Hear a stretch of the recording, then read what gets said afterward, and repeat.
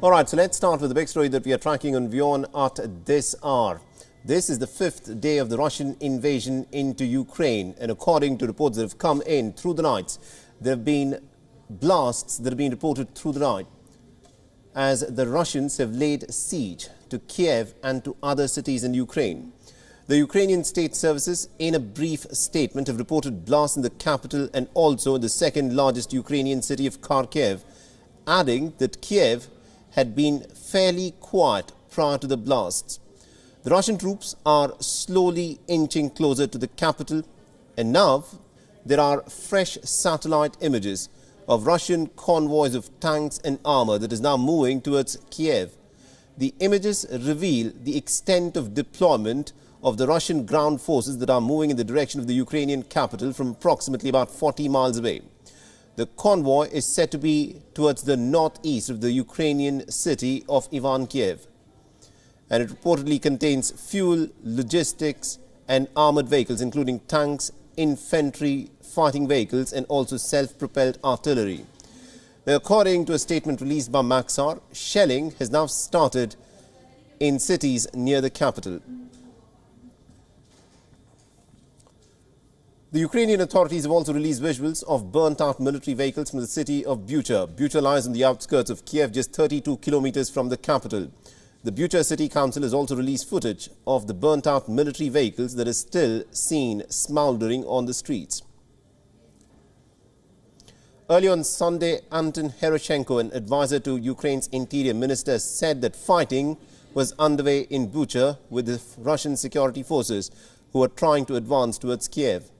Images have also surfaced from the city of Irpin, where residential buildings were seen ablaze. Authorities have confirmed that the residential buildings were hit by shelling, and evacuation and rescue operations are currently underway.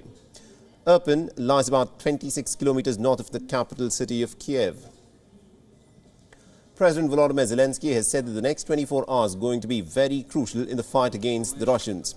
Kyiv's mayor has confirmed that 9 civilians and 1 child has been killed in the fighting in the last 24 hours, adding that civilians can be evacuated as Russian troops have blocked all exits and are also positioned at the borders of the capital. And this, of course, makes the evacuation of common citizens that much more harder.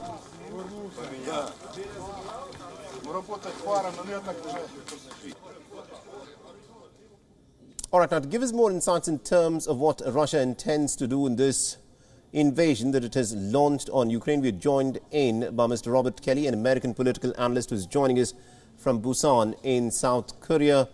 Now, Mr. Kelly, this of course is a turn of events which perhaps no one expected. On the very first day of invasion, the Russian troops were on the gates of Kyiv, and now it's the fifth day of invasion and they're still stuck there. Has Russia lost a bit of its momentum in the war that it has now waged on Ukraine? Yeah, I think it has. And I think the Ukrainian government's actually doing a really great job sort of popularizing this and getting this out there into global media, right? I mean, if you sort of follow the debate that's out there sort of on the internet and Twitter and whatever, I think there's sort of a growing perception that the Ukrainians might win this or at least drag it out, and that if the Ukrainians can hang on for another week or two, there's going to be a lot of pressure, I think, particularly inside Europe, to start supporting the Ukrainian resistance directly with arms shipments. In fact, that's already beginning to happen. I think a lot of people are surprised that the Russians are doing so poorly, but it's also important to note that the Russians haven't actually brought in a lot of really, really heavy equipment yet. I mean, if they really wanted to, they could substantially sort of shell Kyiv and other cities. And I think they're a little bit loath to do that. I mean, Putin is pretty aware. I think that the Russians knew that they were going to be pretty isolated on this one. And, you know, if there's a huge body count and there are atrocities and dead babies on children on CNN and stuff like that, the Russians are going to suffer pretty high costs. And I think that's one of the reasons why. But, you know, if the Russians are still stalemated with the Ukrainians in like 2 weeks, the level of violence will go up. Now, at this point of time, the way the fighting seems to be going, it does not appear that it may end anytime soon. What do you think will be the Russian objective here? There are also talks which could take place between Russia and Ukraine. Do you think peace could be the outcome of the talks that are slated to be held between Russia and Ukraine? So probably not, right? I mean, the Russians only started a few days ago, right? I mean, I would be pretty surprised if Putin sort of threw in the towel or made concessions this early. I mean, it's an operation of this scale doesn't get put together quickly. Putin's pretty clearly been thinking about it for a while. So my guess is, and particularly since the odds are so asymmetric, I presume that Putin wants to sort of try to win. right? That is, if he needs to flush in more forces. Like I said, I think in a couple of weeks, if the Russians are still bogged down, I think there might be a little bit more room to move. My guess is the negotiations in Belarus that have been sort of on the news in the last couple of days, in the last 24 hours, that's probably for our consumption on the outside to make it look like the Russians are flexible. I mean, it's pretty clear, I think, what Putin wants. I mean, if you sort of watch that press conference he gave like a week ago, I think he wants regime change. He wants Zelensky out and some kind of a puppet government in Kyiv that will bring Ukraine back into Moscow's orbit.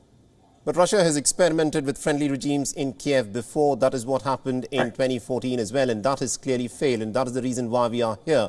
Do you think if that is what the Russian objective is, to install a friendly government in Kiev towards Moscow, that is likely to have any kind of a long-term impact in terms of peace between Ukraine and Russia?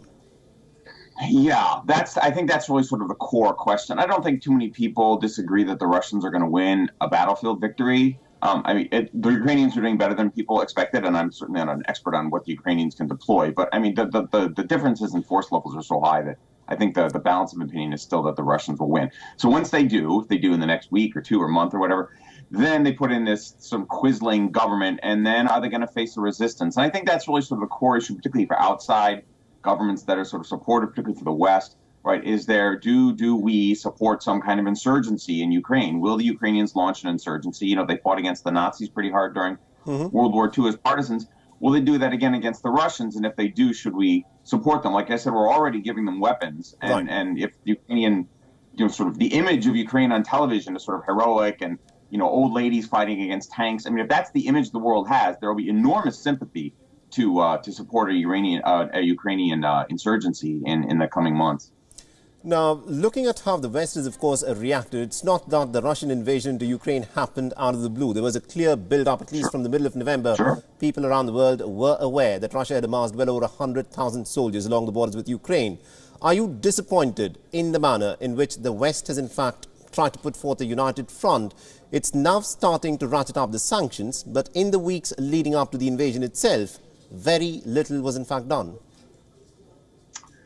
Yeah, I mean, in hindsight, now that we know absolutely that the Russians went in, would have been better if we'd given the Ukrainians more. But I mean, that's sort of anachronistic judgment, right? I don't think it's really fair to sort of like condemn Biden or the Germans or the Poles or something like that with information we have today for decisions they made a few months ago. I mean, everybody's pretty clearly nervous about U.S. or NATO soldiers engaging Russian soldiers on the ground or in the air, right? That's why a no-fly zone, for example, is not going to happen. I mean, the level of escalation threat is just too great, and everybody's really aware. And I think that was ultimately the constraint on Biden. I mean, you can argue sort of, I suppose, on the margins that Biden could have done more here or there, but I don't think that Biden seriously could have deterred this because ultimately his options were limited to A, by the escalation possibility, the Russians have nuclear weapons, of course, and B, quite honestly, by public opinion.